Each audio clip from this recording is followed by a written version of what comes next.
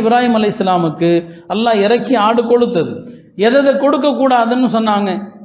குருட்டு ஆடுகளை, குருட்டு பிராணிகளை கொடுக்க கூடாதுன்னு சொன்னாங்க. நோய் உள்ளதை கொடுக்க கூடாதுன்னு சொன்னாங்க. நொண்டியா உள்ளதை கொடுக்க கூடாதுன்னு சொன்னாங்க. மஜ்ஜை தெரிகிற அளவுக்கு மெலிந்ததை கொடுக்க கூடாதுன்னு சொன்னாங்க. இப்ப அதனுடைய குறைகள் எல்லாவற்றையும் ஒரு பயான்ல சொல்ல முடியாது. கடந்த ஆண்டுகளிலும் சொல்லி இருக்கிறோம். மொத்தத்துல நல்ல ஆடாக ஹதீஸ்ல வருது, ஹைருல் லஹாயா அல் கப்ஷுல் அக்ரன், உலஹியா பிராணிகளில் சிறந்தது கொளுத்த செம்மறி ஆடு. நல்ல கொளுத்த செம்மறி ஆடு வாங்குங்க. இதுக்கு ரொம்ப போட்டு பேரம் பேசிட்டு நிக்காதீங்க. அல்லாஹ்வுக்காக கொடுக்கிறது. நீங்க காசு அதிகமா கொடுத்துட்டா கூட நல்லா தெரிஞ்சுக்கங்க, அதுக்கு நன்மை. அது வீண் கிடையாது. உலகத்து பொருளை வாங்கல. இதுல என்ன கொடுமைனா, இவர் வாங்கினதை விட ஒருத்தர் 100 ரூபா குறைய கொடுத்து வாங்கியிருப்பார். அவன் பெருசா சொல்லிட்டு இருப்பான்.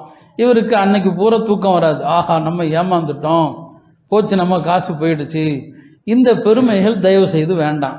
யார் எவ்வளவு கொடுத்து வாங்குறீங்களோ ஒவ்வொரு பைசாவுக்கும் அல்லாட்ட நன்மை இருக்குது. இது எல்லாமே திருப்பி அப்படியே வரும் உங்களுக்கு பல மடங்கா. அந்த எண்ணத்துல வாங்க, ஏமாறாதீங்க. நடுத்தரமான என்ன ரேட்டோ அதை முடிச்சுட்டு போயிருங்க. அதுக்காண்டி நான் எவ்வளவு கொடுத்து வாங்கினேன், அவ்வளவு கொடுத்து வாங்கினேன், கூட கொடுத்து ஒரு 500 ரூபா கூட கொடுத்து வாங்கியிருப்பார். அவர் நிம்மதியா அதுல தொலைஞ்சு போயிடுது. ஆஹா, நம்ம ஏமாந்துட்டோமே, தேவையில்லை. இந்த மாதிரி பெருமைகள் வேண்டாம்.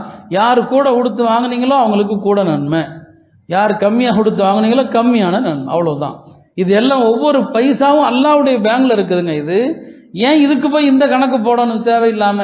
அதனால அதிகப்படியான தேவைக்கு அதிகமான பேரங்கள் வேண்டாம். நல்ல கொளுத்ததாக அல்லாஹ்வும் அவனுடைய தூதரும் எதை விரும்புறாங்களோ அந்த மாதிரி பிராணியாக கொடுங்க. சிறந்தது ஆடு தான்.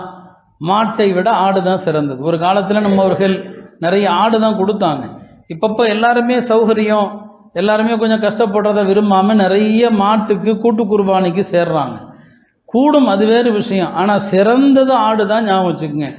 ரசூல் ஸல்லல்லாஹு கொடுத்தது ஆடு தான். அடுத்து அப்படி ஒருவேளை நீங்க கொடுக்குறதா ஒட்டகம் தான் கொடுக்கணும். ஆடு ஒட்டகம் தான் குர்பானில சிறந்த இடம். இந்த 2 தான், மாடு கிடையாது. அடுத்த தரம் தான் அது. அதனால நம்ம பகுதியில் சிறந்தது என்பது ஆடு தான்.